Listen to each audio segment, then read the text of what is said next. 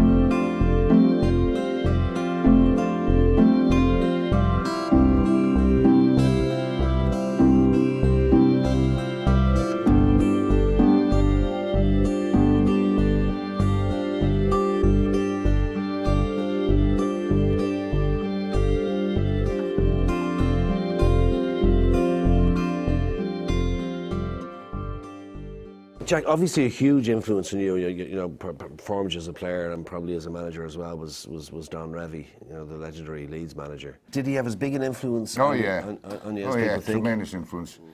I remember Don saying to me in a practice match one day, if I was the manager of this club, I wouldn't play you because you spoiled it for everybody else because you're always running up for corners and going for crosses and you're always running with the ball. He said, I wouldn't play you. So I went, well, go. Off. And about 3 weeks later they made him manager. Before Don became manager, Don played at Leeds, as you know. It was a man called Taylor was the manager, and it wasn't a very, very well disciplined club. And Jack was one of the ill-disciplined players in that particular setup. And Don would have known that when he took over as manager, and I think Jack was on his way. I went to see Matt Busby, and they were going to sign me, and he put it back, and I had a bit of a row with him and told him I was not coming to Man United. I was going to go back to Leeds. I was going to apologise to Sid Owen. I was going to apologise to Les Cocker. I was going to apologise to Don Revie because I'd caused the bloody eruptions of that summer.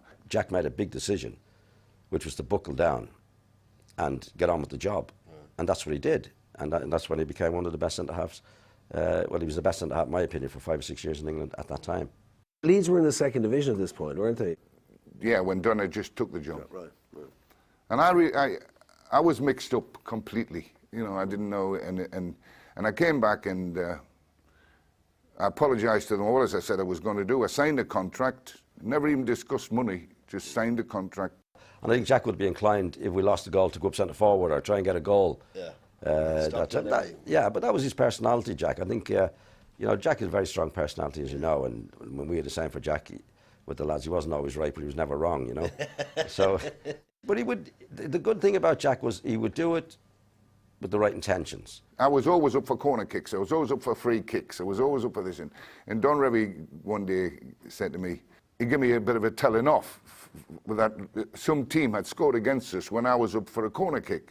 And I think that's what Don would have said to him, just stay back and defend the goal and do what you're good at. And he did. And I said, well, I can't be up there and back there at the same time if you don't want it. So I said, I'm not going up there anymore. If you know, let them get on with it. I'll stick at the back and because playing centre back to me and them was easy. It was the running up and down the pitch and the picking up the positions and getting back into position and running like hell all the time. And I said, I'm not going to do it anymore. I'm just going to be a centre back. And within 6 months, I was playing for England. And he stayed in the England team for another, what, 4 or 5 years. But in '66, you see, I'd say he was at his peak. Yeah.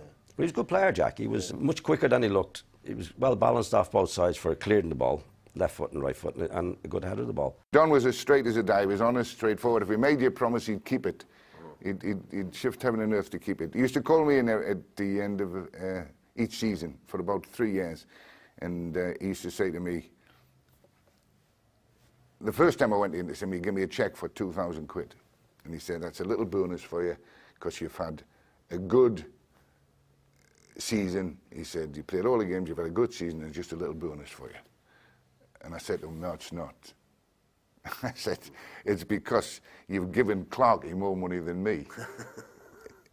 Well, he just signed down Clark. And he said, yeah. Because I had an agreement with him that being the senior player, nobody would be on more money than me. Only I didn't argue about money, but I said nobody would be on more money than me. And he must have given Clarkey an extra couple of grand. And he brought me up to him. He was that sort of man, Don. He was very honest, very straight. And did he give you advice, or did you just learn from him as a manager that? He used to come and tell me things that he would never have told me before in discussions about, how you handle a player, how you handle this, how you do that. And I learned quite a lot of Don, and then I went as manager to Middlesbrough. And he gave me a sheet like that.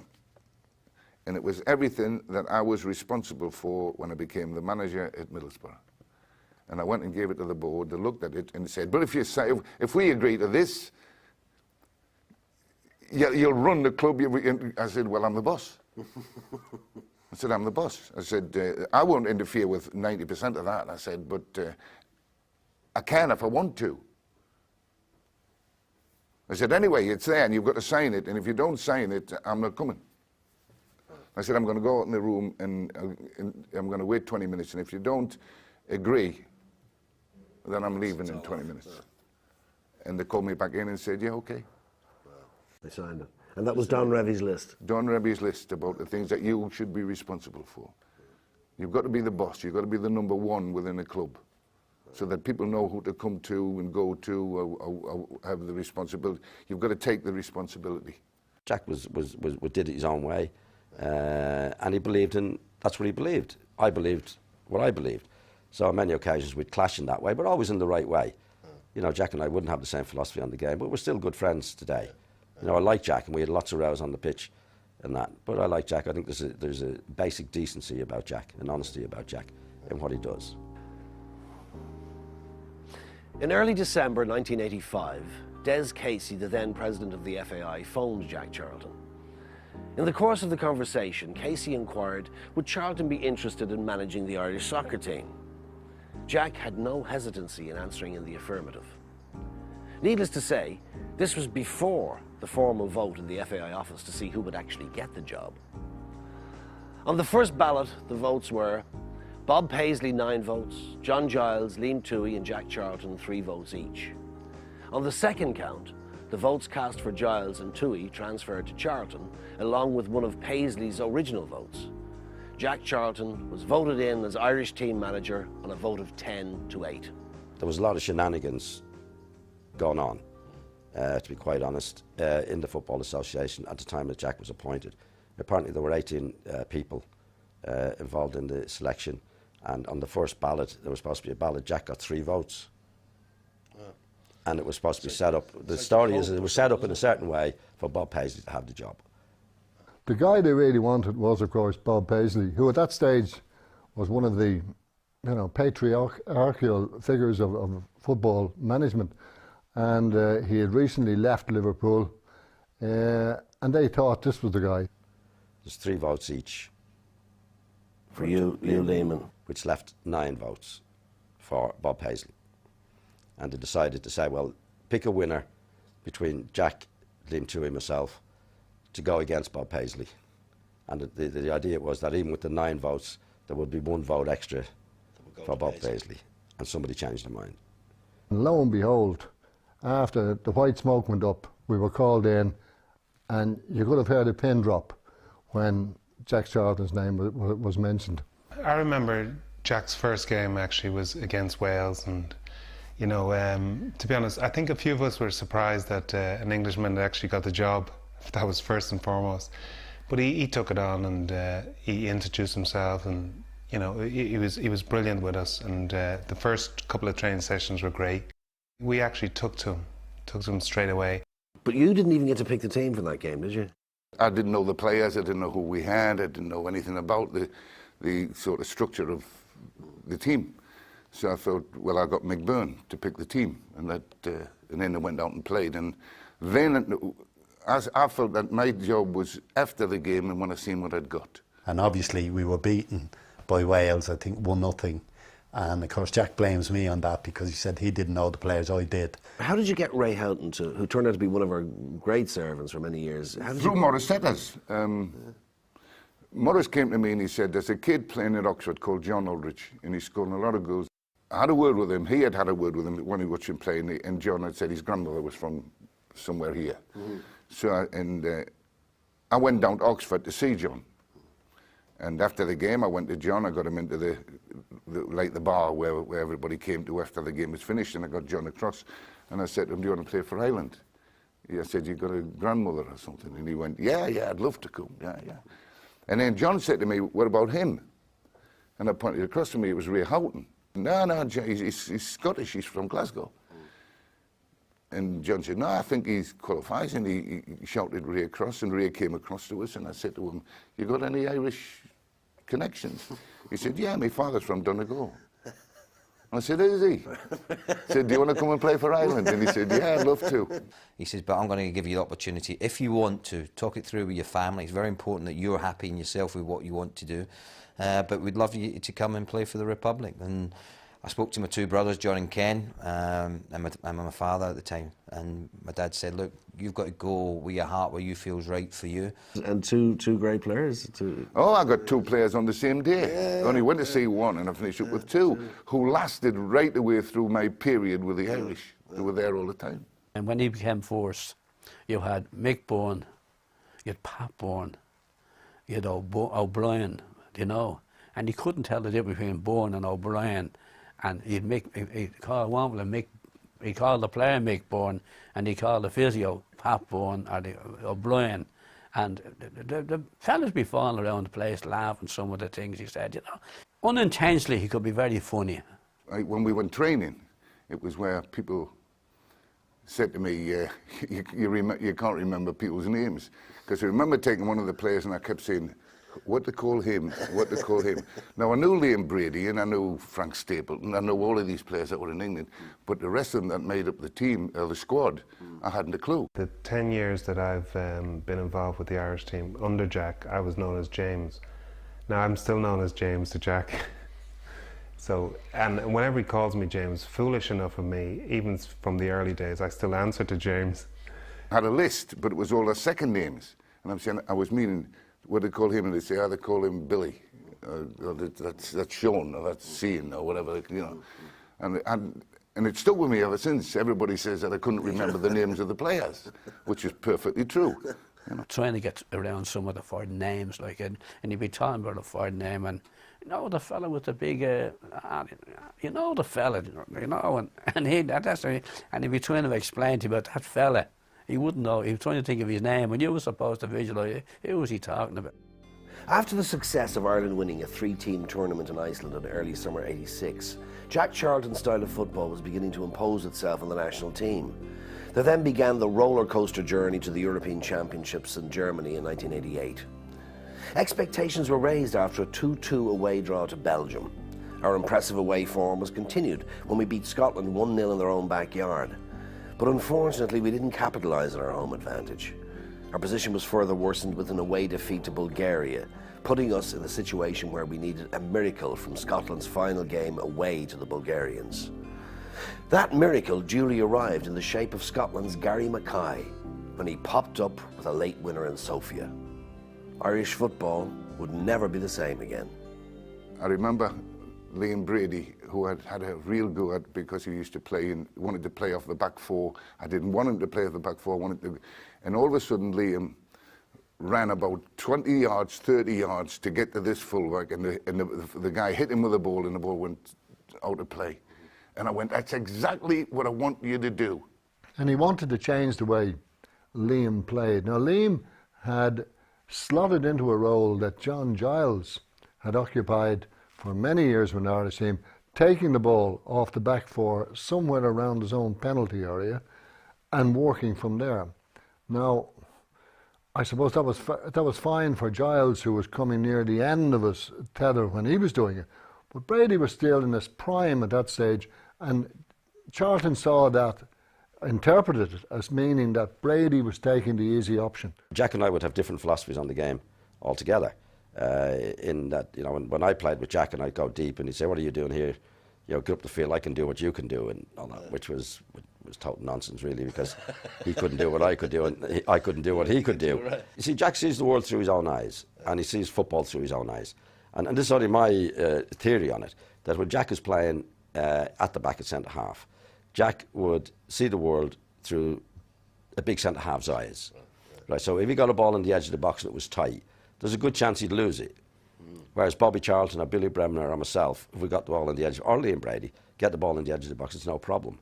So Jack always worked with the philosophy that don't want Liam Brady back there, don't want you back there, because you might lose it. He wanted him to play off the front two, much more difficult. And Liam, whether by inclination or training or whatever, didn't adjust to it easily. And never, in the course, even though Jack played him there subsequently, he never really took to the role. Jack Charlton, because he was, you know, an internationally renowned and World Cup medal-winning England player, did that make a difference to the officiating? You know, do you think referees kind of? Yeah, that's funny. That's funny you come up with that, because it's you would have thought so, but we played out in Bulgaria, and the referee came in to say hello to Jack before the game. Came up to look at the studs and the usual thing, but Jackie, he said, "How are you, Jackie?" And Jack was talking to him. He said, "Oh, we'll be all right with the referee." And he gave 2 decisions in that game. I think Mick McCarthy got pushed in the back in the corner, and he gave nothing. And then there was a penalty which was given against Kevin Moran. I don't know whether it was inside or outside the box. And we never got the decision that night. So I would have said yes, but if that hadn't happened, you know, I'd have to say no. It's often asked, what's the difference between you, John Giles, and Jack? Well, I could quite honestly say the difference between John Giles, Liam Toohey, myself and Jack is that Gary Mackay was playing for Jack. I mean, there's a very, very thin line between success and failure. I was in Saudi Arabia, and Ireland had finished their European campaign, and 2 pressmen rang me after Ireland's campaign had finished, Jack's first one, and they said, "Listen, the FAI are getting rid of Jack because it's not popular, this long ball game, and you know, Ronnie Whelan playing here and Paul McGrath playing there." And he was actually not being continued with. You know, it was a contract situation. According to the 2 guys around, they wanted my comment on it. I said, well, it's a bit soon, he's only had 1 campaign. No, it's changing. What happened? Scotland went to Bulgaria. They beat them, and I don't even Jack was even aware. He wasn't even bothered about that game, because I think it was a foregone conclusion that Bulgaria, who never lose in Sofia. But that's the thin line. I say that's a true story, and I know the persons who rang me in Saudi. And that was the result that qualified us for 88. Yeah, and Jack came back on a white horse. I think Ireland were definitely lucky to qualify. You have to be lucky when something happens over which you have no control, and yet it brings you to the podium. E.g., Gary Mackay from Heart of Midlothian on a stinking wet night in Sofia, Scotland against Bulgaria, scores the goal that qualifies Ireland. It's like a friend of yours whom buying you a lotto ticket and you winning it without knowing. Where would football be without local derbies? The Republic of Ireland were paired in the same group as England in Euro 88. This made headlines on sports pages all over the world. How would Jack Charlton, former World Cup medal winner with England in 1966, deal with playing against the country of his birth? The fact that the Dutch were also in the group, one of the great exponents of modern-day football, and their team included legends such as Gullit, Van Basten, Koeman and Rijkaard, all this was insignificant compared to the interest in the game with the old enemy. On Sunday, the 12th of June in Stuttgart, with the game barely 5 minutes old, Ray Houghton put the ball in the English net. Right, Stevens together, Galvin pulling it across. Missed kick by Sansom, in goes Aldridge, and Houghton! My first international goal. I don't think a lot of people know that. You know, when they say what's your best goal you've ever scored, I always see England, and they say, oh, it was just because it was against England. Well, that's partly the reason, but more importantly, it was my first international goal, and it's something you never forget. And when it went in, it was like a dream come true. Everything that you ever wanted in football, that was there in that moment. I mean, I've always been a professional, and Ireland paid for they paid my wages, so I wanted to beat England. I didn't want anybody else to beat England, but I wanted Us to beat England. It's a very complicated emotional situation, isn't it? So we've gone to Germany, and I've lost me two main players, Mark Lawrence in the centre midfield and Liam Brady. And we had to restructure the side, and fortunately we had a guy called Paul McGrath. And Paul McGrath went into centre midfield. The night before England, we played England. We were in it wasn't a hotel, it was more of an army barracks we were in. And I'm in a very small room, and I was sitting down the bed. And he came in, and he sat with me. And only the two of us in the room. And he said, God, what's wrong with you tonight? I said, about tomorrow, you know? He said, boy. I said, a bit nervy. I said, don't be silly, he said. We'll hammer this crowd. That was England. We beat this crowd, I've no doubt. And we were up for it. You know, the bit was between the teeth. Every player, I think, you know, it was 22 in the squad. All 22 wanted to play. It was a game everyone was desperate to play in because it was against England. It was against players who you knew. All the pressure was on them. There wasn't so much pressure on ourselves because this was the mighty England. They were supposed to go out and win the tournament. We scored first, which was probably a bad time to score. We scored early in the game, and then all of a sudden you've got the lads have got to defend that. One goal lead is very hard to protect, particularly when the opposition's got a lot of the ball. You keep giving it back to them. We weren't holding on to it as well as we should have done. Like, I was crippled from the first half. Everyone was carrying me for the second half of that game, and Packy was pulling off saves from Peter Beardsley, Gary Lineker. And another run in behind McCarthy. Here's Gary Lineker. And Bonner did well. You get a feeling in football, this is your day. You know, I don't know how you can explain that. It's just something that's there. And it just seemed that the more that England tried, the harder it became for them to score.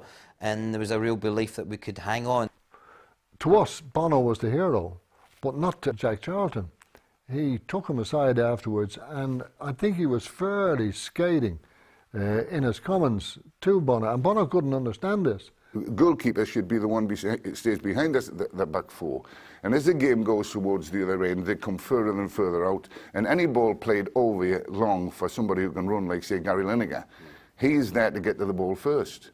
Jack and Packy always had this row, because he wanted Packy to come outside his box and be a sweep. In other words, if they did play a long ball over their top, he would be there to sweep up. But then Packy's thing was, if he came too far out and someone saw it and chipped him. And on at least 3 occasions, Lineker got in behind the back four, behind McCarthy, and was 1-on-1. And to his eternal credit, Packy Bonner stood up and saved us. Packy was a goal line goalkeeper. You know, now if you put a goalkeeper on the line, I can guarantee that he will have to stop shots. But if you stop him developing before they get to you, it doesn't happen anymore. And although Packy did well that day, and he saved a few shots. To be honest, I genuinely do not know whether Packy got a bollocking or not. But I tell you what, he didn't. If he did, he didn't deserve it. Beating England is very important. Obviously, like, it transcended the football field. I mean, to beat England was it was cathartic for the entire nation. You know, it was. You know, I think in that one swoop, we kind of almost shed our inferiority complex.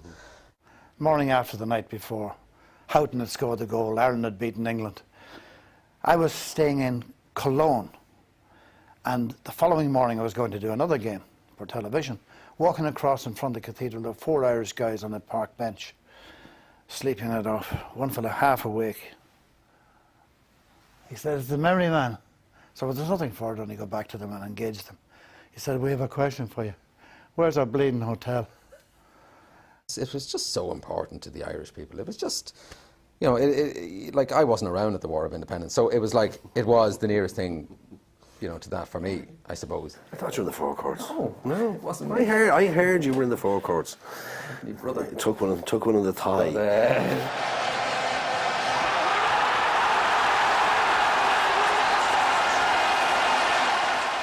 The game which followed against the Soviet Union was the best performance I'd seen from an Irish team abroad. What happened that night is that the players adjusted.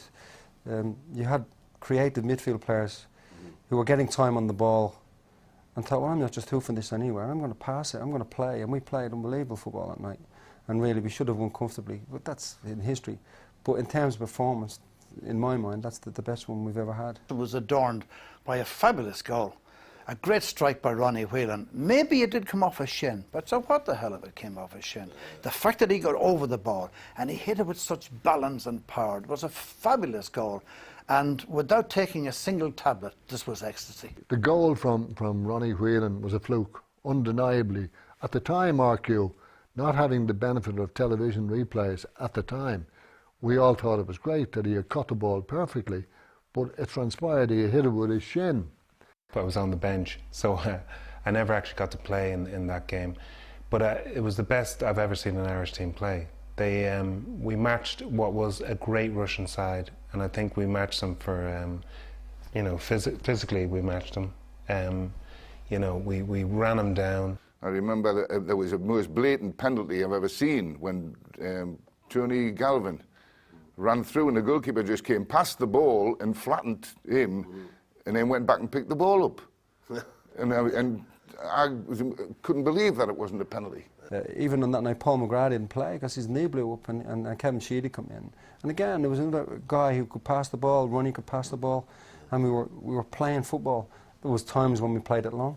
You know, that was kind of, if you didn't do some of it, but Jack never said anything at the end about playing the football, about playing and passing the ball. He didn't kind of say, you shouldn't have done that, because he knew on the night we played fantastically well with a mixture of playing the ball long, but it was more of accuracy that night. But the general stuff was that we played good football. There was times when he needed to play it long, but we mixed it up. Where previously that we hadn't. Everything had just been straight from the back to the front. A draw against the Dutch in that final game of the group game would have qualified us through. Semi-final. Yeah, well, I thought we were very unlucky in that game. I remember it was a very hot day, and whenever we played in heat, I used to try and get the lads as much of a rest as I could. So I'd say to Packy, don't pick the ball up and kick it straight up. Spend as much time as you want on the ball, dribble it across, give us a little break in the heat, and we can probably, we'll handle it that way. We seemed to play a bit conservative, play for the draw with that day. Did Jack sort of send the team out in that frame of mind, do you think? Were the tactics like to play for the draw? I'll give you a good answer to that. If you were Jack and you only needed a point and you were playing against a team as proficient as that Dutch team, what would you do? I mean, if they had gone out and attacked or they left gaps, who won the European Championship? Holland. Why did they win it? Van Basten, Gullit, Rijkaard. What a team. I think that game was maybe beyond a lot of people's dreams, but we went into that game. It was the third game in a week again. You know, if we thought we were just surviving after the England match, after the Russian game, again, it was a short period. We played on the Sunday after playing on the Wednesday night. You have a bit of travelling to do to get to the next venue. But Mickles, who reputed to be one of the greatest coaches ever, was desperate. He was throwing players on left, right and centre, taking defenders off, saying just throw everything at them. The scorer of that Dutch goal was a very obscure Dutch player, not well known to many people. Well, he was Wim Kieft, and he was a top scorer in the Dutch league for Ajax and for PSV over a number of years. So I mean, he was a pretty good player, but he was an old-fashioned kind of centre forward type, like tall and sort of a bit awkward. But he only came on 7 minutes, I think, from the end of time. We had defended magnificently throughout the game, and it really looked, you know, like it was possible that we were going to go into the semi-finals. And he scored this incredible fluky goal. I mean, it was a ridiculous goal. I mean, first of all, there was more than a hint of offside about it.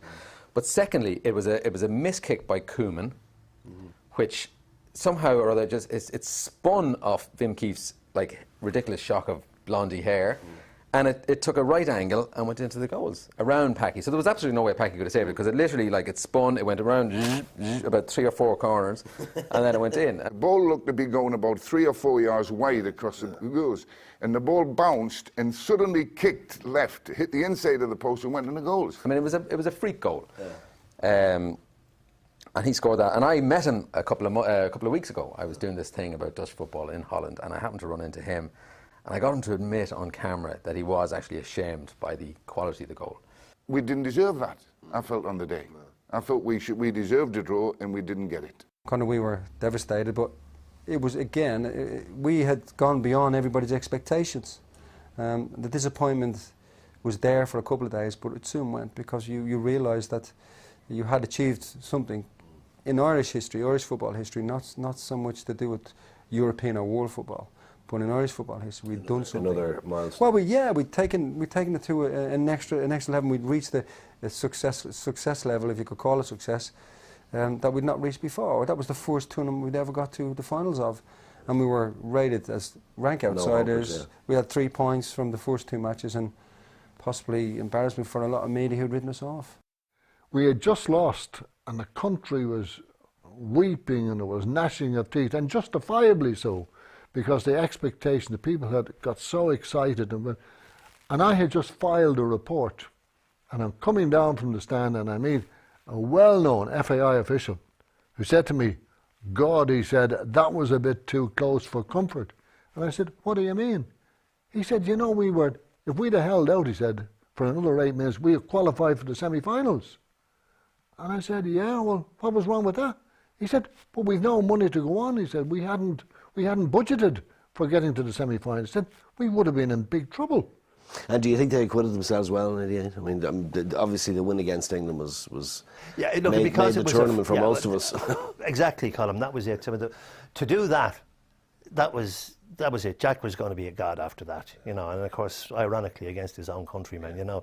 But really, the whole nation, I know that. I mean, and myself as well. I just think, God, you know, that was because the England at the time were pretty cocky about things, and you know, they've got their own little bit arrogant way of carrying on, and so that was lovely to take them down a bit, you know. In international football, for a manager, you're getting players in and you have them for a very short period, and they're playing, you know, a different game so at their clubs, maybe. I mean, John Aldridge is an example. Yeah, of that. well, you've got to make the game very simple. It's got to be very simple, because all those players go to the clubs, they play the way the clubs wanted to play, and then they come back to us. So we had to invent a very simple game that people understood. He would meticulously have 3 or 4 points about a game, and he knew that if we did those 3 or 4 things well, we were giving ourselves a serious advantage in the game. Now, I had John Aldridge and Frank Stapleton up front most of the time in those games. Frank was a better header of a ball than John.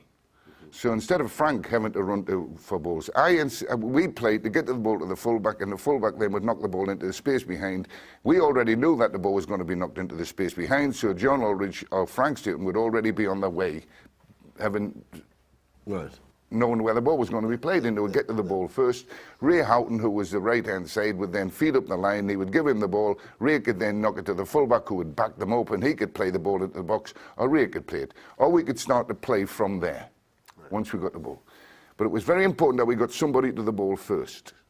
Now, Frank was a great header of the ball. I mean, one of the best header of the balls I've ever seen, Frank. John wasn't. John was a goal line, 6-yard man, you know, and he scored loads of goals for Liverpool and loads of goals for Oxford when we went to see him. John, so I used John as my runner. John Aldridge used to say afterwards, you know, my legs are turning into tree stumps. I can't keep doing this running. I want to stay up here and score goals. But he soon knew if he did that, he wouldn't have been in the side. John didn't have as much pace as I would have liked him to have had. But he understood what I wanted. And it was not a surprise to me that John didn't get as many goals as he was scoring with Liverpool at that time when he had moved to Liverpool, scoring top goal scorer. And because I used him as a runner. Get to the ball first, support him, and we'll play from there. And John did it remarkably well. As we said earlier, you know, Packy had to be the sweeper where Mick and Kevin would push out all the time. And if a ball came to a forward and he was allowed turn, that defender would be taken off. That was as simple as that. That was the warning. Like, we've got to keep the forwards out in front of us. And it was amazing because the forwards would know that was coming. And it was amazing how they'd be looking over their shoulder as the ball was coming and you know, not, well, maybe a little bit frightened, but certainly they were put off their game because they knew you're playing Ireland now, this is going to come whack at you every time. I always liked to play a centre-back who could play in centre midfield. And I had a load of centre-backs when I came here, when Mick McCarthy, Kevin Moran, there was Mark Lawrenson. So I played Mark in midfield, mainly because when you lose possession and the ball goes to a winger who's going to cross the ball, if you play at centre-back, you automatically drop back into a position. Having midfield players who can drop back to play centre-back well. If you ask any of that, they'll tell you Frank Stapleton used to drop back in the midfield, Mark Lawrenson dropped back into the back four, so you had a spare player in the back and you had another spare player in midfield taking his position. So it was, everything was okay. It was just a case of the players remembering what you asked them to do and what you told them to do. I never heard him say, kick the ball straight up the field. Like, do you know the way you heard about this sort of famous long ball? He never said that. He always told you, I want to put balls into the corner, in between the edge of the penalty area and the flagpole. And when the defender then had to turn, and then when he turned toward his own goal, then he told the forwards, the likes of John Aldridge or Frank Stapleton, to close in on them. And that put them under pressure, because the continental player, unlike the Irish or English player, never wanted to kick the ball out of touch. He always wanted to play the ball back infield again. And as a result, he wouldn't have the space to do it. I think the system was better suited away from home, because you weren't expected to be creative. But we played home and away the same. At home, your supporters could get on your back a little bit and get frustrated when things weren't happening. But away from home, teams just couldn't deal with it, because I tended to play very, very deep in the system. John tended to stay up there on his own, John Aldridge, and I dropped into the midfield and make it 5, and we would just work across. And continental teams always played through the middle of the park. That's the way they brought up to play, and they tried to play through the middle, and we kept breaking it up and breaking it up and breaking it up.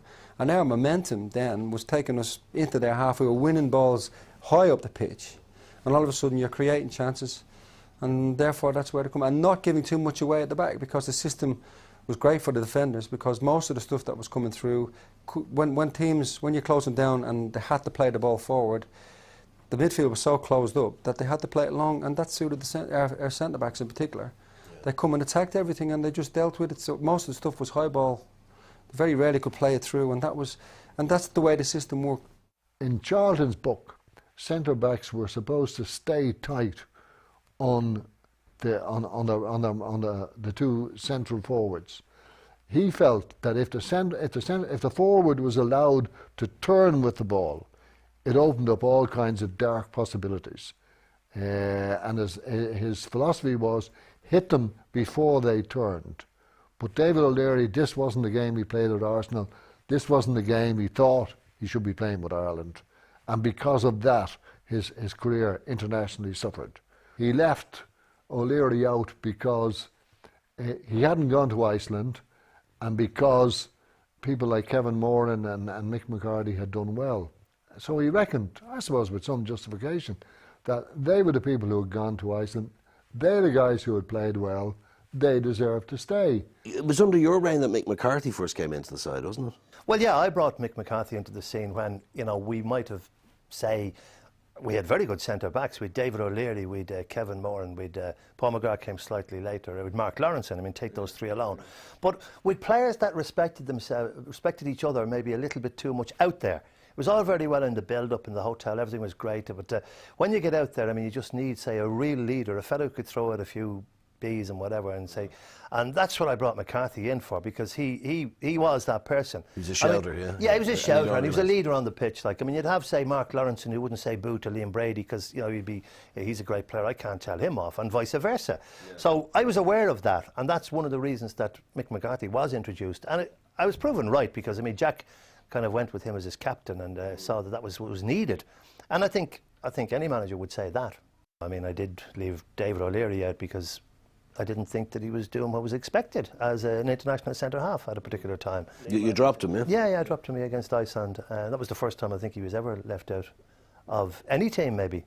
Because, you know, he's a very, very top-class footballer, there's no doubt about that. When O'Leary eventually came back for a game against Spain in late '88, it was at the behest of Maurice Sellers. And Sellers apparently sat Jack Charlton down on the bed in the room. For 2 hours he argued why he should bring David O'Leary back. And eventually Charlton agreed and brought him back. For the first World Cup held in 1930, all the entrants progressed straight to the finals. For the subsequent World Cups, from 1934 onwards, the qualifiers were the only means of entry. There were some hard luck stories for the Irish in the preceding years, when bad refereeing decisions and the bounce of the ball didn't go our way. So, for the qualifiers for Italy 1990, would it be 13th time lucky for Jack Charlton and his Irish team? In a group that contained ourselves, along with Spain, Hungary, Malta and Northern Ireland, luck would have nothing to do with it. Frank, against West Germany in '89, Jack kind of, I suppose, famously or infamously substituted Liam Brady in that game. Do you think, was he a bit harsh on him? I don't think he could have justified it, and he tried to afterwards, but he couldn't justify it because in that game that the Germans had a lot of possession of the ball. They were keeping it and keeping it and keeping it, and we couldn't really get hold of it. They were playing a lot of square stuff, but they're very patient. And Liam chased somebody into the corner, into the right-hand side, and went to try and win the ball, and the guy came inside, and the ball was laid square about 30 yards out, and the guy come and cracked it into the top corner, and Packy had no chance. And Jack saw that as that Liam didn't look like he had the legs to deal with it, and he took him off. It was a friendly match after all. It wasn't a World Cup match. But I think considering what Liam had done for another 12 minutes or so, whatever, I don't, in fact, there's any number of people he could have taken off if that was his gripe. But to be fair, in Jack's book, he came out and said that it was premeditated. The situation, he'd set up both Liam, myself, and Tony Galvin to finish our careers, it's in his book, which is an amazing thing. So he can't justify what he did. He had it in his mind to do something, and to do something controversial. And Liam was the one that he couldn't took me off because I scored, and then he scored another one. The way the fans travelled, they were like ambassadors. They enjoyed themselves. They were loud. They supported the team passionately. But there was never any trouble. There was never any. And at the same time, you had the Dutch and the English fans going all over Europe causing havoc. We want to identify ourselves as very different to the English, and I honestly believe that is one of the reasons, apart from our innate good-humoured nature.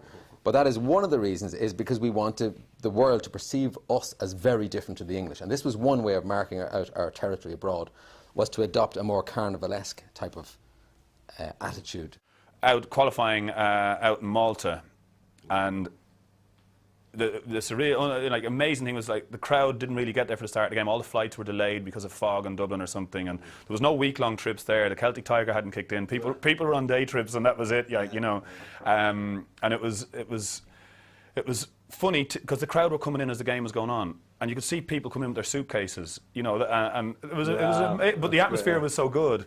Once I think Aldo scored early on, and it was just a party time. Irish people are very proud. We're a small country, and say politically, be it the United Nations or where, we box above our weight. And to see us being able to be up there, be it in rugby, soccer, obviously Gaelic when it comes to playing the Australian rules, I think there's a great pride in the country and pride in the jersey. And there were people following Jack Charlton that had never watched football before. This was our time to celebrate now. We knew we were going in, and there was a high there that surpassed anything that even had happened in '88, because now we were at the big one. We beat the Euro. This is the World Cup. This is the world stage, and it was quite amazing. And that night, I think in Valletta, well, it was. I mean, it literally, our physio Mick Byrne and Charlie O'Leary trying to get us out of places to get on the bus to go home to make the flight the next day. It was just an amazing time. Yeah, so you had a good party in Valletta. Oh, absolutely. Sticks nightclub. I love that, one night in Valletta. One night in Valletta. I'll never forget it. For the World Cup in 1990, the romance that is Jack Charlton and the Irish team had gripped the nation. It might have been our first World Cup, but it was a story of deja vu when we had to meet England again in our first match on a stormy night in Caligari. Just to complicate matters more, our old friends the Dutch, who beat us in Euro '88, were also in the group. But Jack and his green army of fans were to safely navigate the choppy waters of what was potentially a banana-skin group. He would bring his team all the way to the quarter-finals, where he would have a showdown with the Italian hosts in the Eternal City. And for good measure, they even got to meet the Pope. We deserve to be where we are. We've qualified for a World Cup. We are now amongst the world's elite.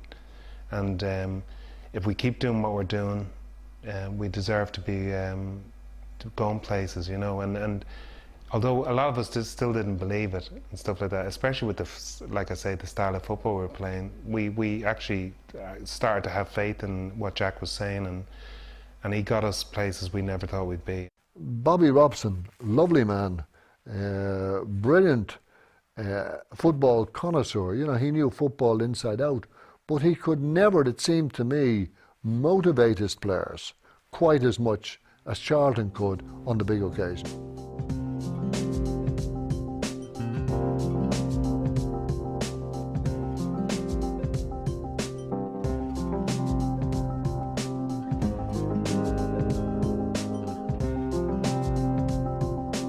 You went to the World Cup in the squad, but you didn't play. Do you feel let down, or that you didn't get to play in that tournament? Do you think Jack was a bit harsh on you there? I was disappointed, obviously. I just thought that, not just particularly for myself, I just thought the fringe players weren't treated very well.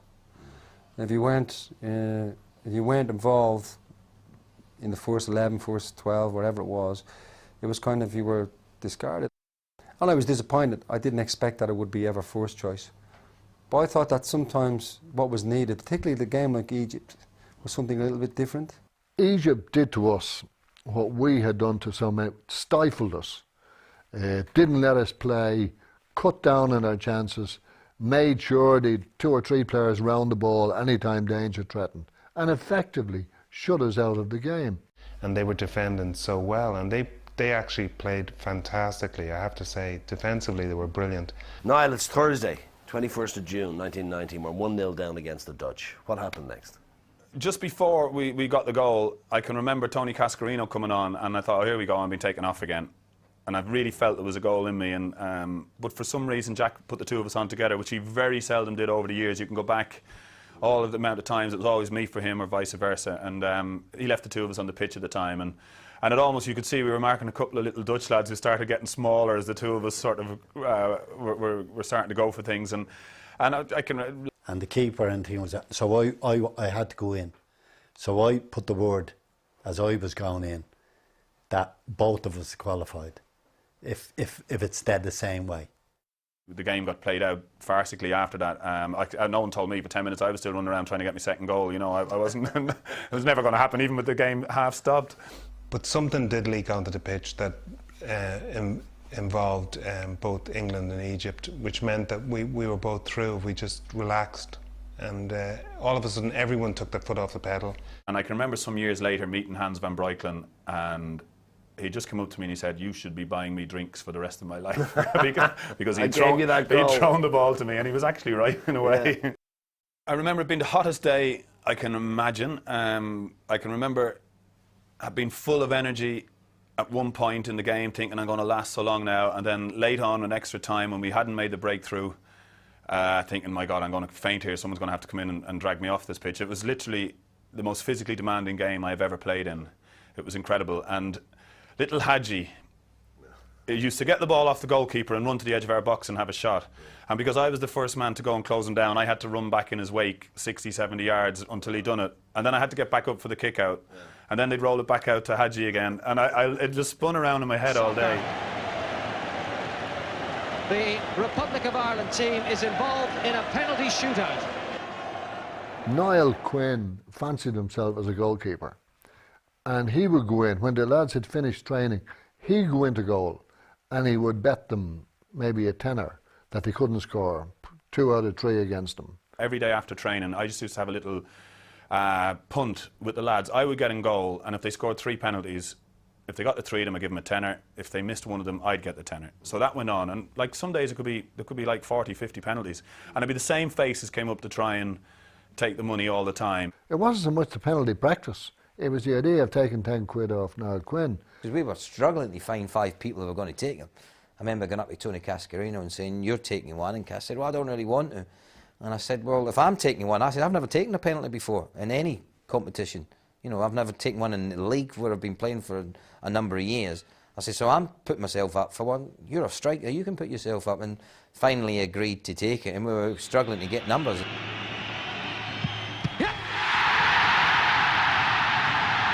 I was prowling up and down the sideline. I think I prayed to everyone, St. Anthony, all the saints in heavens I prayed to, that we'd come through this. And next I walks down to him, and he was going like that. Until we saw O'Leary, David O'Leary, stride forward. And people said, surely not him. This kick can decide it all. The nation holds its breath. He had some sort of a cold war with David O'Leary, But life has a funny way of answering you back. David O'Reilly, who couldn't get a game in that Italia 90, was on the bench for the famous match in Genoa against Romania.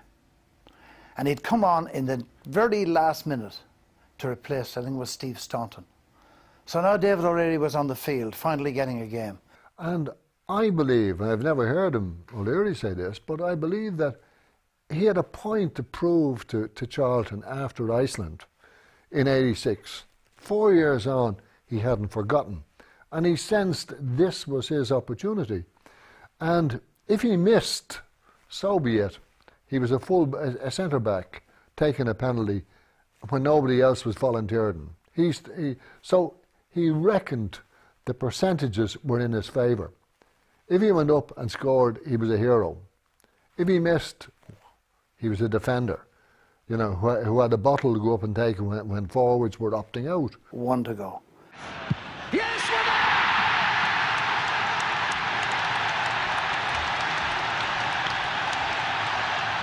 Ireland are through to the quarterfinals of the World Cup. Well, we tend to forget there was 5 penalty takers that day. You know, we forget Kevin Sheedy took one, Andy Townsend took one. We always remember David's last penalty and the fact that Packy made the save. But to get David into that position, 4 others had to take the penalty as well. During Italia 90, I know that the Irish team had an audience with the Pope, or some of the Irish team might just say the Pope was given an audience with them. Mick Byrne came to me and he said, our boss, he said, when we get to Rome, you'll get us in to see the Pope, won't you? Well, that was where the final was going to be played, and I didn't think we had a prayer again to the final. Right. So I said, if we get to Rome, I'll get you in to see the Pope. He said, no problems, Mick.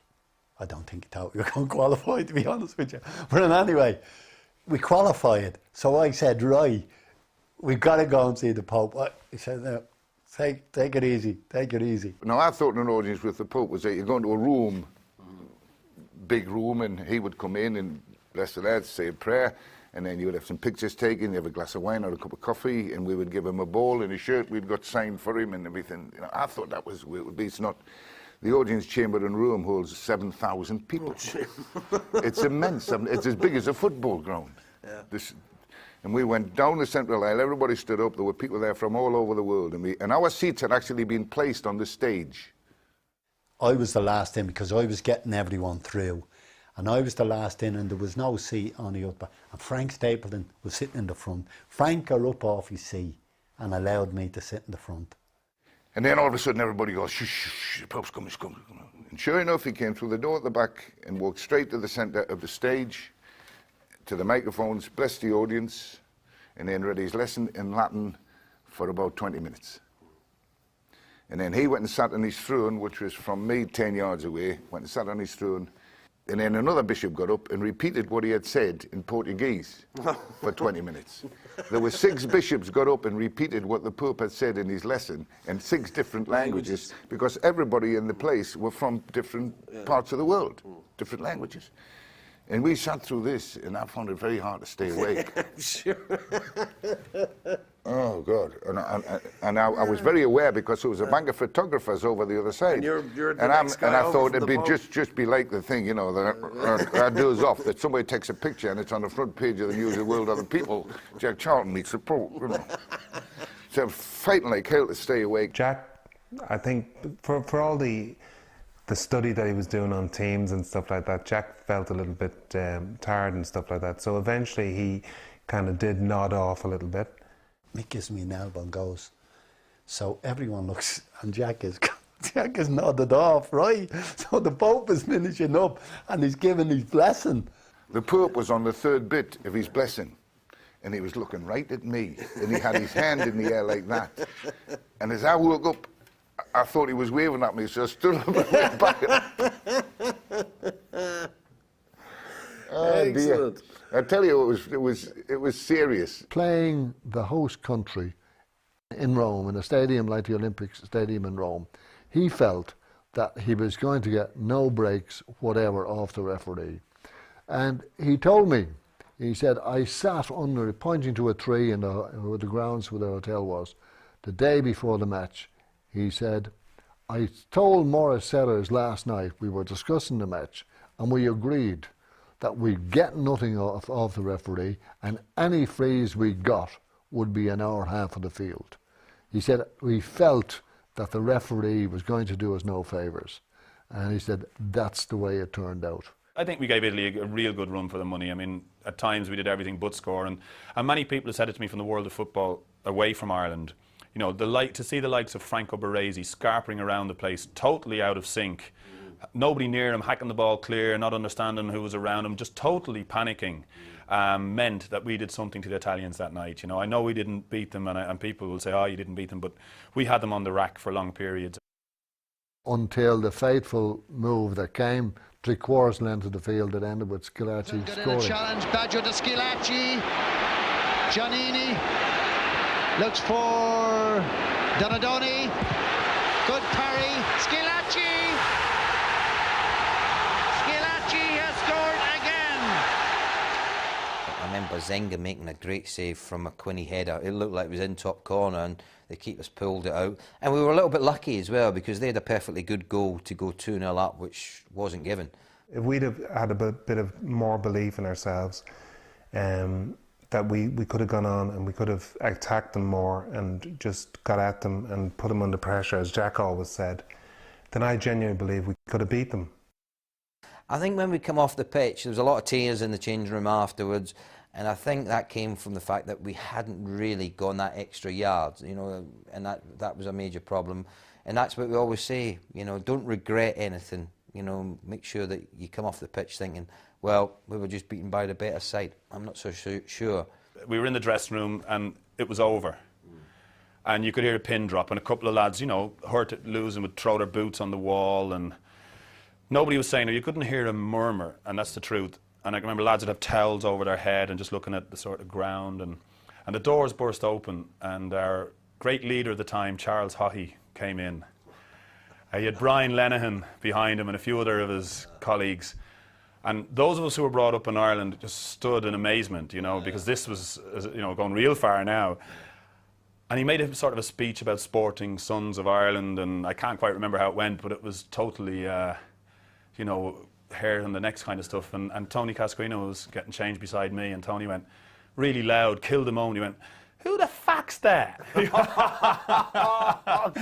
So I kind of went, oh my God, like, you know, nearly dying for him. And I went, that's the Taoiseach, you know, and Andy Towns was on the other side, and he went, "Who is it, Kaz?" Like, you know, really loud for everyone to hear. And he went, "I don't know. Quinney says he owns a tea shop." As a politician, was it kind of advantageous to have a photo op with Jack Charlton? I mean, one remembers Charlie Haughey doing his great tour, lap of honour with the team, and I've always had sort of mixed feelings about those opportunities, because people will know that you're there purely to exploit the goodwill factor of the successful coach. But Charlie was always up for the opportunity. I mean, you might recall Rome, he was just being himself, but you remember when Stephen Roach won the Tour de France, I mean, for all practical purposes, it looked like Charlie had won it himself. And it was a pity he didn't do a lap of honour after the Tour de France, you know. He'd have stayed out of the country for a long time. Yeah, on a bike. Yes, preferably. Yes.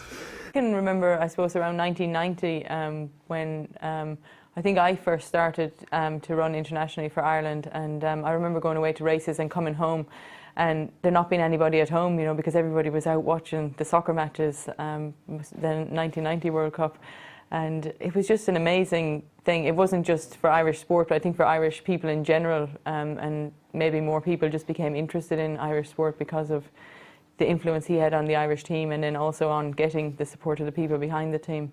And there's a story about after one particular World Cup, you had an incident with the police while you were fishing, yeah? We were fishing above the bridge in Galway, and I was looking forward to getting to this place right under the bridge where I knew the fish were lying. And I was fishing away down the thing, and then I came to a stone, looking over exact spot where I wanted to fish. So I just put me backside against the stone, and I started to fish. And all of a sudden, there's a guy comes down the bank, and he stands on the bank, and he shouted, "Mr. Jack, you've got to come out of the water." I said, no. I said, this is the place I've been waiting to get to. Get me spot here. Get me spot here. I said, I'm fishing away. He said, "Come on, you got to come out of the water." And I said, no, I'm not coming out of the water. And he waded in. He didn't have anything on except his clothes, and he waded in. He said, you got to come out of the water. He said, the Garda are up there. He said, I said, what are you talking about? He said, apparently you've stopped all the traffic all the way through Galway. I said, what do you mean? He said, well, look up. And I looked up, and it was packed on top of the bridge. And apparently the traffic couldn't get across the bridge because everybody was watching me fish. And I only caught one fish on that thing, and it was about that big, a little roach. And I held it up, and they all took pictures of it, and it was in one of the magazines. It was a great time for Irish flags, and people were just proud to be Irish, and not only in Ireland, but I think, you know, Irish people all over the world, they just kind of had this massive army that showed up everywhere, and you know, they just wanted to show people, you know, that we're Irish and we're proud of it, and we've got a great soccer team. And I think, you know, Jack Charlton definitely was a big influence on that, and you know, he probably lifted the expectations of the people of, you know, generally they're Irish people can be happy to go along and take part in the World Cup. I think Jack Charlton definitely had high expectations for the team, and he definitely pushed them to their limits. I was with a friend of mine called Dennis Woodhead, and we went, and Dennis said, do you fancy a pint of Guinness? And I said, Dennis, now we're in the Republic, we'll have a pint of Guinness. So we went in, parked the car and walked across to this saloon bar, and I went to open the door, and the door opened in front of me, and it was an Irishman about 6'4" with a beautiful head of grey hair, big man. And he looked down at me and he went, ah, Jack. He said, it's great of you to come to me redundancy party, he said. Quick as a flash. It's ironic that for the European qualifiers in Sweden in '92, when Jack Charlton and the Irish team were at their best and most professional, and when they should have been able to draw on the experience of two previous successful qualifying campaigns, they blew it at home and away to Poland. And in case we weren't getting used to them, fate had us again paired with England. Now, even at this stage, the group could have been salvaged. But Lady Luck was on the side of our English neighbours when they were fortunate to get a 1-1 draw in Wembley, a match which should have been the crowning moment of Jack Charlton's Irish managerial career. When we went to Wembley later on and played England, I remember I think we drew 1 each at Wembley when Niall Quinn scored the goal late in the game. And a journalist wrote in one of the papers that he felt sick when he saw me leap up. Oh, really? I mean, what did he expect me to do? Of course, yeah. It was a dream fixture for us, and as a kid who watched the cup final religiously, any game that was on in Wembley I watched, you know, and loved. Here I was, sort of representing my country against the old enemy. You know, it was a marvellous time, and we were all playing so well. I think we played as well that night, I think, as we ever played, and we passed them to death. Some of the football that night was absolutely fantastic, and even the England players afterwards, you know, had said themselves how lucky they were to get away with a draw.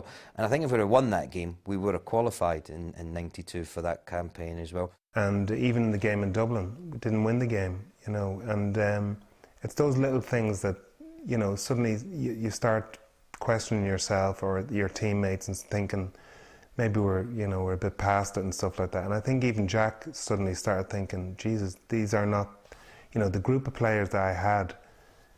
Although he felt loyal to us, I think we were starting to let him down a little bit.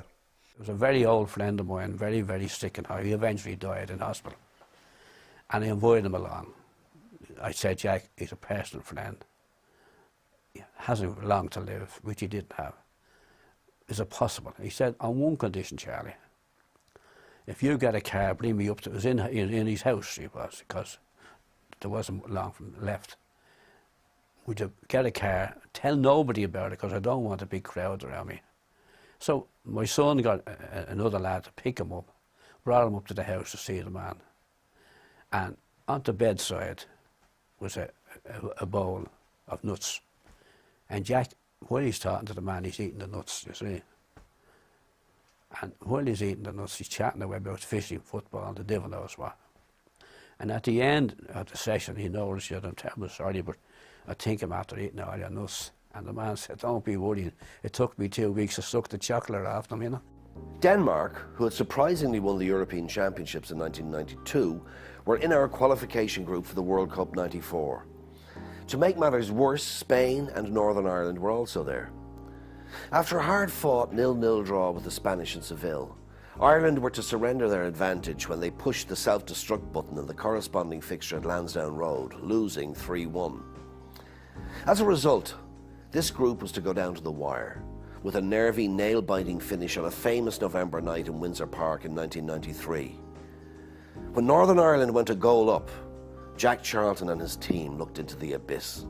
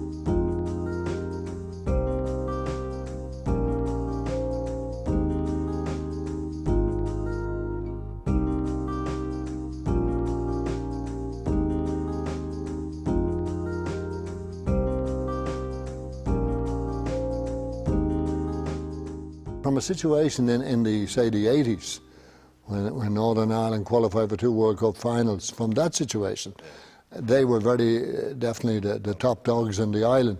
But that began to change once Jack Charlton got going. We had proved it in the preliminaries for the 1990 World Cup. So yeah, we did expect to get a result, and yet the political and civil situation in Northern Ireland had settled a little bit by 1993. But there was still a certain kind of backdrop to the game. I think the Spanish game in Dublin was a wake-up call for me anyway.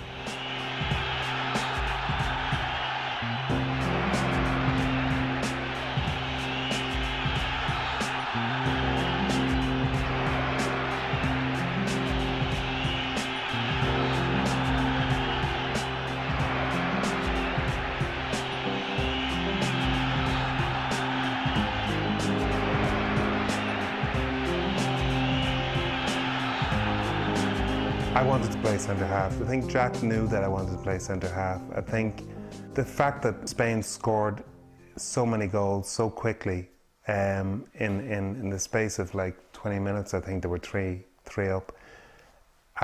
The frustration that I felt that night was palpable. I think everyone in the stadium could feel it. I wanted to play centre-half. I wanted to stop what was happening to us. Eventually I went back to centre-half that night, and you know, it was a little bit late, but I was thrilled then to be at centre-half, that Jack would actually switch. And again, respect to Jack Charlton, because he was big enough man to say, you know, put him back there now. You see, there was a feeling in that, at the start of the World Cup qualifiers, that people like Paul McGrath, for example, were reaching towards the end. And Paul in particular was a key man, you know, and remained a key man. And these questions were about, will he get another year out of Paul? Whenever we went away, I remember that he would always delegate players to look after Paul in the off-duty hours, to make sure that Paul was all right. I wasn't allowed out, where all the other players were allowed. I remember, like, even when we used to travel to different countries all around the world, and all the lads would be getting dickied up for the night out and stuff like that, and he'd have someone sitting on the door, you know, basically guarding me. I wasn't allowed out. I used to be allowed to look out the window and watch them all getting into taxis. And I remember Andy Townsend saying after one of these times when Charlton said to me, "You look after Paul tonight," and Townsend said, "Oh yeah, we look after him," because he said, "I think we all know that we're a better team when Paul's in it than when he's not." After the defeat at home by Spain, you had to go to Belfast and get a result up there against Northern Ireland, and obviously, given the political situation and the relations between Belfast and Dublin, it was kind of going to be a fiery night. Was it a very difficult night? It wasn't difficult for me, because I didn't expect anything. I mean, the fact that the police took us on the bus, and instead of going straight to the ground, we went round the big hill behind Belfast, if you remember, and came back in, came the other way. And it took us about an hour longer than we should have done to get to the ground. From a security point of view, it was high risk. I mean, it's a game that we would have liked to have gone to on behalf of the government, but it just was not considered. We were told very firmly that it just wasn't on. That and the tension was palpable. I mean, right through the game. And the things they're shouting at us, unreal, you know, vile. They're shouting at us about Antichrist, popes, bastards, fiends, and all. And that's what's coming up. Jack walks over to the railings, to them, and he walks over. He's got a cigarette. You know, so there's a dash to them. They're all looking at the pocket of a cigarette for him. And he said, thanks. And he goes to another group, any chance of a light? And then there's a gas stand. And all of a sudden, that whole area wanted it. Inside the 2-3 minutes, he had that little section eaten out of his hand. It also, I suppose, highlighted the depth of bitterness and hatred that exists in Northern Ireland, and which had to be overcome. And I've always been a great believer that, you know, sport is a great healer, and you get people playing together from totally different political persuasions.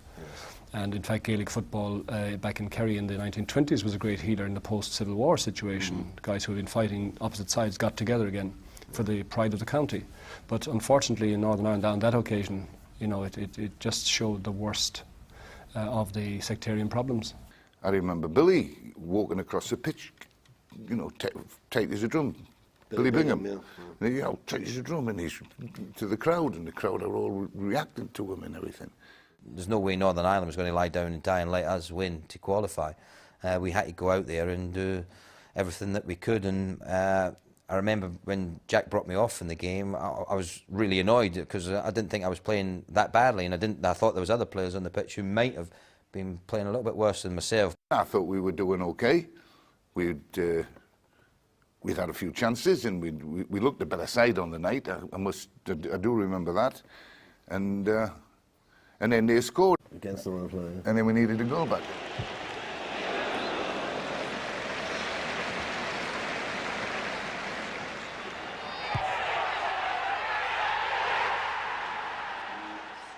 Because the lad who went on for me, Alan McLaughlin, you know, done terrific when he scored the goal. And Alan was very good straight to the ball, and he hit a beautiful ball in, right in by the far post.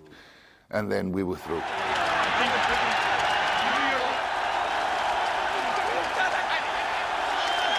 Thanks. Thanks.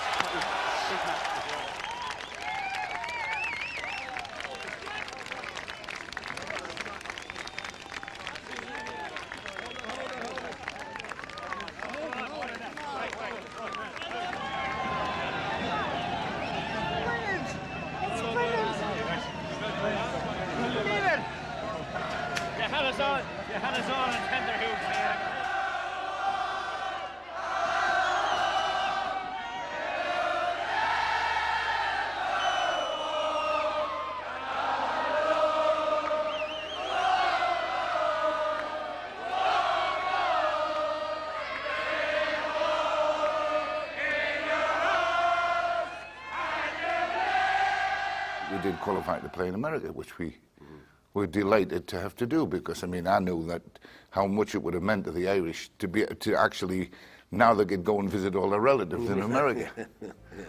FIFA, in their wisdom, or probably more for market reasons and to bring the World Game to a bigger audience, decided to have the '94 World Cup in the USA. But these matters didn't concern Jack Charlton and the Irish. In the opening game, they were paired against Italy, who had beaten them in the quarter-finals in the '90 World Cup. Would Ireland gain revenge over the Italians, who were one of the pre-tournament favourites? It was left to the hero of Stuttgart from 6 years previously to seize the moment. That moment came when Ray Houghton's shot from outside the box left the Italian keeper, Paluca, grasping air. Giant Stadium in New Jersey had never witnessed anything like it. On the morning that we flew out to America, I had breakfast with Big Jack and the team out in the airport hotel there. And I remember distinctly his last words, we were getting up to go out to get a coach to go to the airport, and I said, how do you feel? And he said, a bit apprehensive, he said, you know, he said, I'd nearly settle if we get one big result here. He said, I'd nearly settle for that. He said, just one, the one result, he said, and I'd be happy enough. Little did he know. In the build-up to going out to America, I hadn't been inside. Jason McAteer was playing on the right-hand side of midfield, and you know, all the pundits and all the media people had said that he'll be starting. So I decided when the season finished to get myself really fit. The first game of the World Cup in '94, the Italian game, that was an important day for you in a personal way as well as... Yeah, no, I was off in England. I just emigrated to England in '94 to sort of do comedy properly in clubs and that. So I was, you know, working my arse off trying to get off the ground over there. And then the World Cup happened, so you know I was coming back for the matches. So my girlfriend, she picked me up from the airport. It was the day of the Italy match, and she picked me up from the airport. And on the way into town, I was so excited that I actually just asked her to marry me, and I hadn't been planning it at all. And she said yes, and we had a great day. Then we went off to a friend's house, and there was about 20 of us there in the house, and it was just a. And did you announce your engagement at watching the match? Yeah. You did. Yeah. Lovely. But that's the kind of thing that would happen to me with football. I would get very excited. I mean, you know, we like... So how many times have you asked people to marry you? Hundreds of times. Yeah, even at club games now, even at Talca Park. This is the only one you went through it. Yeah. But because it was such a big game. I asked her to marry me at Talca Park. Well, it was actually, we were just passing Talca Park at the time. I think I saw a floodlight and I went, it just, something went off in my head. And it was Kevin Moran who actually said to me a couple of days before the game, he said, I think you've got a chance of starting, you know. He says, I would start you anyway. He says, because having seen you out here, I think that you're back to your best. And, you know, I think Jack feels the same way as well. So I just said, well, time will tell. We knew the quality they had, you know, the Baggios and the Bareses and stuff like that. But having said that, we kind of went out there kind of fearless. Walking out into the stadium to see the amount of Irish that were there was just unbelievable. And it's kind of like you got an extra player suddenly. First game of the '94 World Cup in New York. For me, it was the absolute pinnacle of that side and the Charlton era and all that. And it's the most expensive football match I ever went to. I'd been living in the States for like 12 years, waiting for soccer, and I'm watching Mexican League games on the television and stuff like that, and missing soccer terribly. And finally, soccer comes to America, you know. And where am I? I'm in Dublin. I was doing filming a mini-series here. And I was working on the Friday and I was working on the Monday, and I called Ray Tracy, who is you know, a great organiser of anything to do with football. And Ray told me the only way I could make it to the match, because I had the tickets on, I had 8 tickets, but I was stuck in Dublin. The only way I could get there was to go on Concorde. I'm like, what? And he says, yeah, it'll get you there. I said, will it get me back in time for Monday morning? Yeah, no problem. So Ray booked the whole thing for me, and I left here at like 7 o'clock to London. Got into London at 8:15 or whatever, and then over to Terminal 4 and on Concorde at 9:15. I arrived in New York at 8:15 their time. Went to the hotel. My buddies were meeting up in this hotel. We went, and it was the most. I say this without a shadow of a doubt, and I hope my children will forgive me and all the rest of it, but it was the happiest day of my life, you know. It's not easy. Onto it comes Houghton. Ball just came to me. I've thought about trying to pass it to Steve Staunton, but he was marked on the left-hand side, and I don't know, it's like something that happens in football, as I said earlier. You just don't know why things conspire to happen the way that they do, but I just thought, hit it, why not? You know, I've hardly ever hit a left foot shot like it prior to it, or even after it, but you know, when it went into the back of the net, it was just sheer elation. When Ray scored the goal, I mean, he surprised everybody, including me. When he ran from the right, cut inside, went inside again, got the edge of the box, went to kick a ball with his left foot, and it finished up low, and the goalkeeper had come off his line, it went over the goalkeeper and dropped into the back of the net, and you go. Beautiful. Well, it was lucky. I don't know. I was there. Ray would never be able to do it again, let's put it that way. Italy were always vulnerable. They were always fragile, and continue to this day. At the start of a major tour, the finals, they got better as it goes on. Yeah. So really, we did catch them. We got them on the right day. Oh yeah, but having said that, like, wasn't it marvellous? Keane. He's got away from his marker. Points in the middle. Sean Sheridan had the best chance of the game at the end. He hit the bar with it, didn't he? Yeah. Just had to knock it into the goals, and he knocked it into the net and hit the crossbar. Yeah. Otherwise, we'd have beaten 2-0 instead of 1. Yeah. That one was good enough. That one was good enough, and it's not many teams beat people like Italy. Exactly. When the media lads came up to me and said, you know, your goal celebration, why did you do what you did? I was looking at them saying, what are you on about? And it took 15 minutes or so for it to actually, you know, settle into my brain that what I'd done, and then I realised and thought, oh my God. If you remember, the referee wouldn't let us give water to the players. That's right. And Tommy Coyne, who played very, very well in that game, he ran like hell, Tommy, and he was the one that was drawn off to go for drug test, and they gave him water and water and water until he flooded his kidneys because he was, you know, and they put Tommy onto the plane in a chair, and he was very ill for a while, and mainly because, you know, they wouldn't let him. He couldn't take water during the game. He couldn't take during the game, and he'd given him as much as he wanted after the game, and they told me that he flooded his kidneys and he couldn't pee, and they couldn't get anything out of it, and they wouldn't let him out until he had actually peed in the bottle. The World Cup should have never been played in America. Not for the Europeans in any way. I mean, 125 degrees in Florida we were playing because the temperature, the thermometer was right at the dugout, right beside me. There was talk about me not playing against Mexico as well because I had a shoulder injury which was carried over from the Italian game as well. And I actually shouldn't have played. But I mean, I've never known heat where we were in an air-conditioned locker room. So now we walk out into the actual stadium and suddenly your shirts are turning a different colour because the sweat is rolling off you. You haven't moved yet. We were never going to win that game. I felt we were never going to win the game. It was too hot for us. I mean, people like Stephen Staunton and the rest of the lads, we went and I woke up and I looked out in my bedroom window in the morning, and it was about 8 o'clock in the morning, and sun was beating down. And I thought, oh, and we kicked off at 12 o'clock, which is the hottest part of the day. This cannot be what we're going to play in now. And obviously, the Mexicans were, you know, and I say this to people and they think I'm joking about it and stuff like that. They were laughing at us. The Mexicans were running around having a laugh because they knew that we couldn't move in that sort of heat. And was the kick-off time for TV, or was it? I mean, why not play the game in the evening? I have no idea. You tell it. I mean, television virtually run the World Cups and things now. They dictate when they'll play and who they'll play and where they'll play to suit themselves. I mean, that's they put in a lot of money, guaranteed. But Mexico were a good side. They had some very good players, and they were used to the heat. And I know the medical people and all got involved in it after that. And it was after that that FIFA changed the rule that under extreme heat and stuff like that, you were allowed give water into the players. Sheridan and McAteer. Back for Aldridge. Yes, that's it. Goal difference was very tight. And as it happens, we scored a goal and finished up 2-1 instead of 2-0. And that qualified us through when we went up and drew with Norway in New York again. The Dutch game in particular was not something you could blame on you know, support or the management or anyone else, but the players, you know, it was goalkeeping mistakes and player mistakes, you know. And our lads, Terry Phelan would hold his hands up, I'm sure, and say, you know, he made a mistake.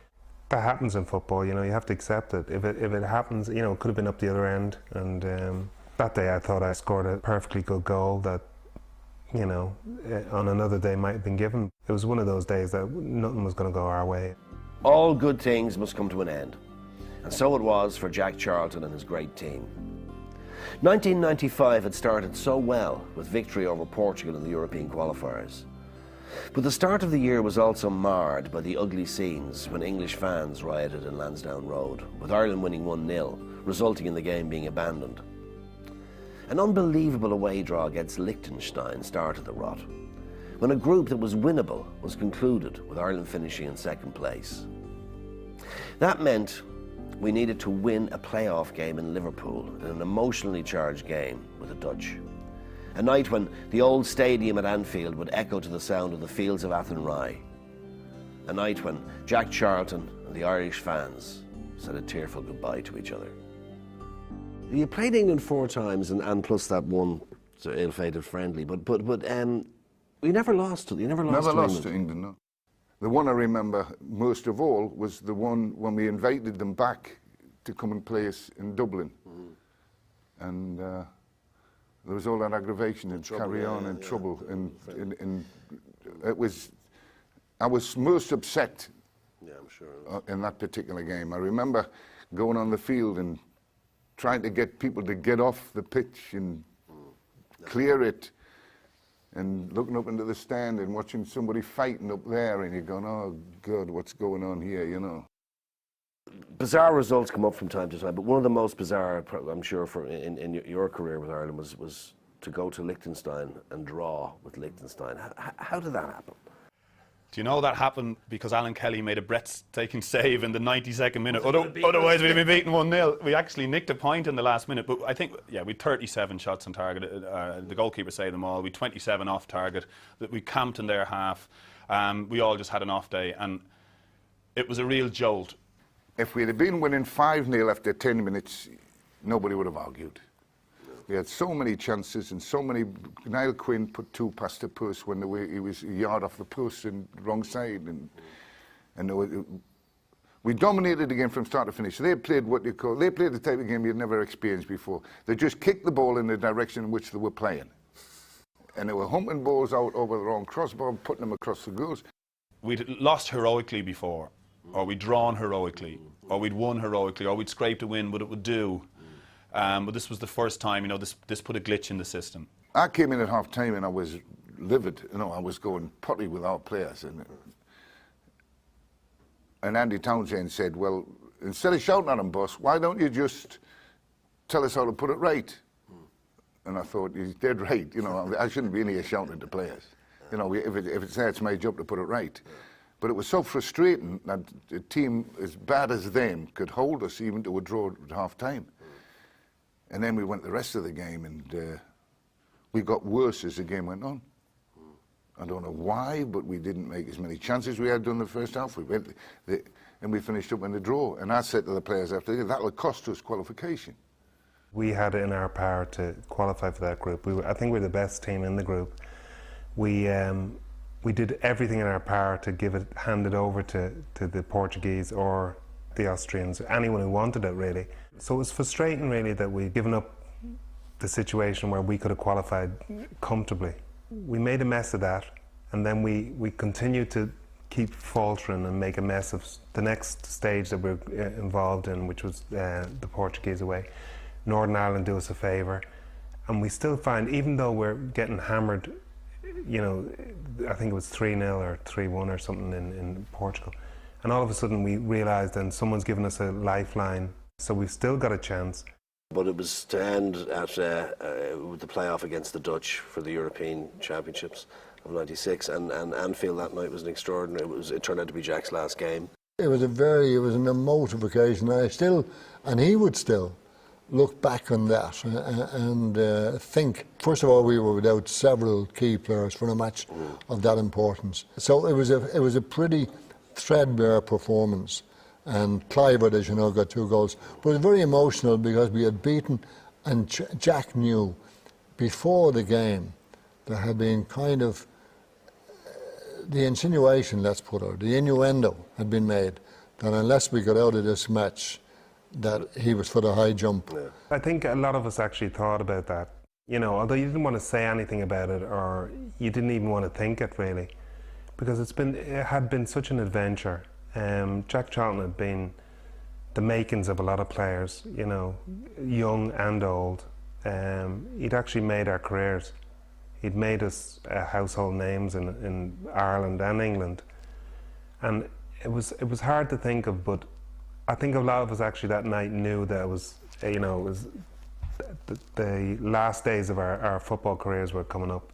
We lost the game 2-0, and well, I mean, for me, the Dutch on the night were, we'd hardly made a chance in the game. You've got to accept it. And then I went into the players, and we just sat in the dressing room, and we were getting changed and everything. And then somebody come and said to me, would you come out back on the pitch? I said, what for? He said, the crowd won't go home. I think everybody knew that a great era had come to an end, and my goodness, it was a great era. I mean, we wouldn't be doing this programme if it wasn't a great era. So that's the proof of it. And it was a very emotional night, very emotional. That, you know, I don't think Jack is a man who displays his emotion, but deep down I think he could be quite an emotional man. He doesn't like to display it, he's a bit more macho than that. But I think he pretty was near to tears on that particular night, because the emotion was dripping out of the whole place. And Anfield of all places, where they know about singing football anthems, I suppose, more than anybody else, whether You'll Never Walk Alone. But here we had the fields of Athenry. So I went out on the pitch, and everybody was there. Nobody had left, and they were all there, and they all singing, and typical Irish. I couldn't believe that after a result like that, when you haven't qualified, they would still stand there and sing and show their appreciation. And I can still hear them. They were singing the fields of Athenry, and he was there, and I came in afterwards, and he had been crying, and he said to me, I don't cry very easily, he said, but they were singing the fields of Athenry, and when he came to the verse, we had dreams and songs to sing. He said, I felt a tear trickle down my face. And that was remarkable for the big man to say that. And it kind of it was probably the most emotional night of all the great nights we had in the Jack Charlton era. And I never forgot that morning after the match. He came in to me and he said, Charlie, I might drop over before the Christmas. I know, he said, I want to tell you what I'll do. I'm going fishing in the new year. And I come back then in the new year and I'll tell them that I'm packing in.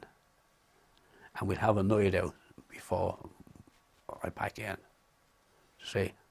And I said, okay, I hope you change your mind. See? But at that time, the feeling was that we were gone boy.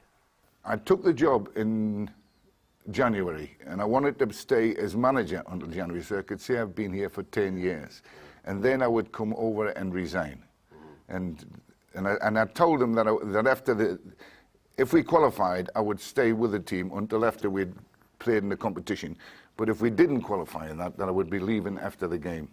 And they all knew this. They all knew this. And as it happened, that's exactly what happened. The crowd must have got the thing in their mind. I mean, it was unbelievable. And then I got a phone call about 3 days before Christmas asking me to come across and resign before Christmas. And I had a little bit of an argument with him. I said, oh, you know, I've been with you for 10 years. I want to stay on until January. And then they said, well, we've got to appoint somebody else after January. I said, well, what games you got on? There's nothing on. I said, can't you leave it till January? I said, I don't want to give the Irish people a Christmas present by coming here and resigning 3 days before Christmas. I said, leave it until... But they didn't. And I came across and I wasn't in a very good mood. Early one morning I got a call from Johnny's son. He said, Father, he always called him Father. Father said, kind of meet him at the back of the inn at 4 o'clock today. And I said, yeah. He said, any reason why? He said, well, I'd tell you. And then I put on the Half-One News here, and he had jacked in. Now, because the people in the FAI had called him in and practically put the gun to his head. So we started Irish through Dublin, and somebody recognised me and they took it to horn, and then before we knew what was happening, we must have had a couple of hundred cars in a line behind us, following us through Dublin. Oh, really? And they were all tooting the horns as we went. And it wasn't a staying thing, it was thanks. You know, it was lovely. It was really nice. I mean, very emotional going through in the car. It's 10 years since Jack retired, more or less, and we have a bit of perspective on it. Now, what do you think his legacy is in terms of football in Ireland? He popularised the game in this country in a big way. I think he might have antagonised a lot of football people in the way they consider the way the game should be played. But from an Irishman's point of view, there were matches on the television, whether it be Gaelic hurling matches, had to be put back or played next day. And I think that with the television and the success of the Irish team around the country, it kind of spread out from the garrison towns, yes, as it were. Definitely. And people, young people were playing soccer. See, I'm not anti-Gaelic, anti-hurling, or anti-football or pro-football. I love to see kids playing any sport. And soccer is a great game. I played it from the time I was a kid.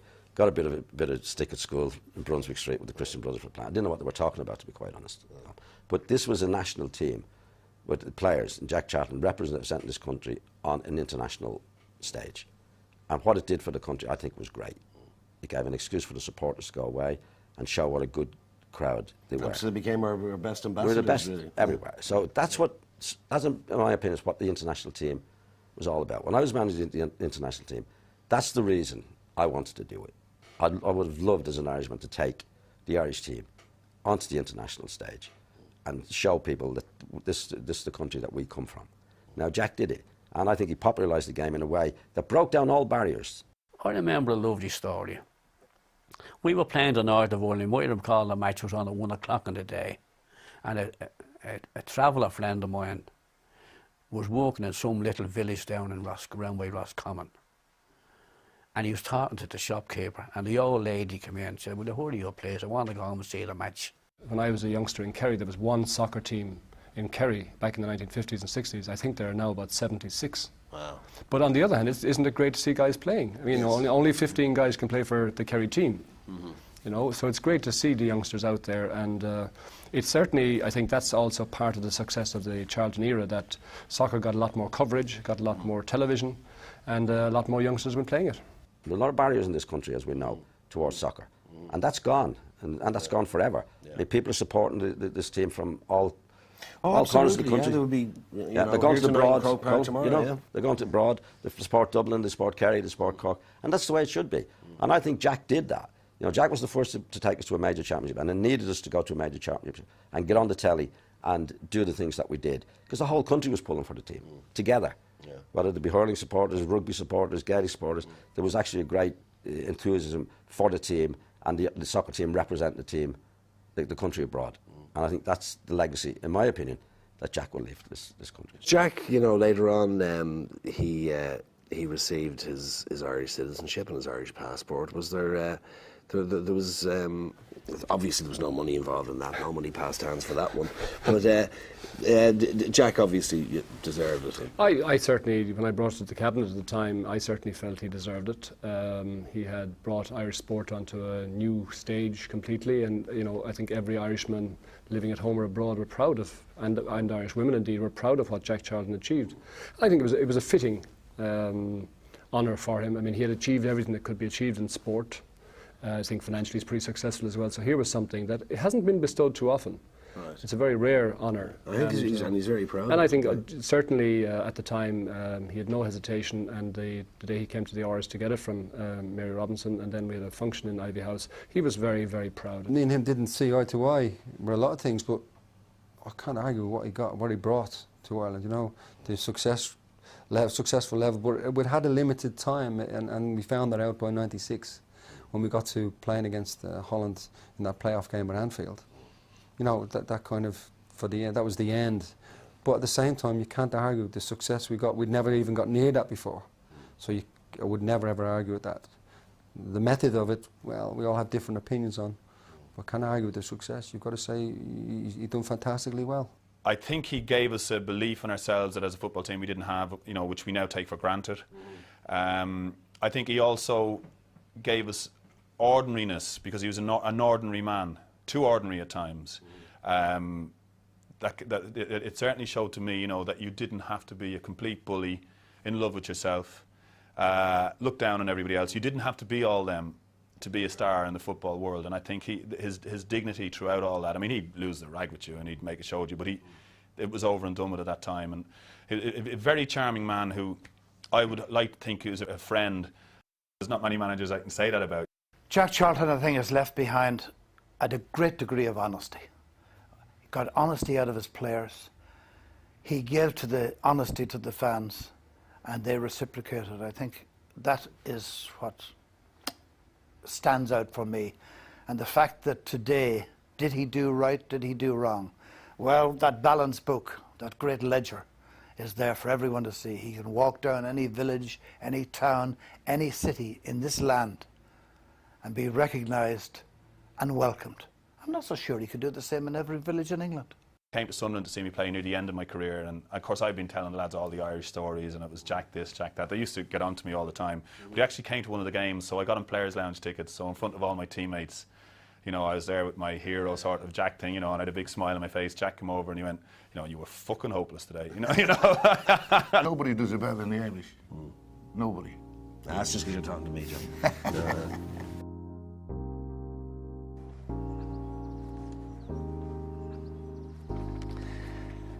Jack Charlton's Irish managerial career speaks for itself. In a tenure that spanned 94 games, won 47, drew 30 and lost 17. 128 goals for, 63 against. Now, before he took over, we'd never qualified for a major tournament. Jack Charlton gave us 3 glorious summers in 88, 90 and 94. He became our favourite adopted son. Some would argue that managing the Irish team was the best thing that ever happened to him. But the truth of the matter is that his management of the Irish soccer team was the best thing that ever happened to us.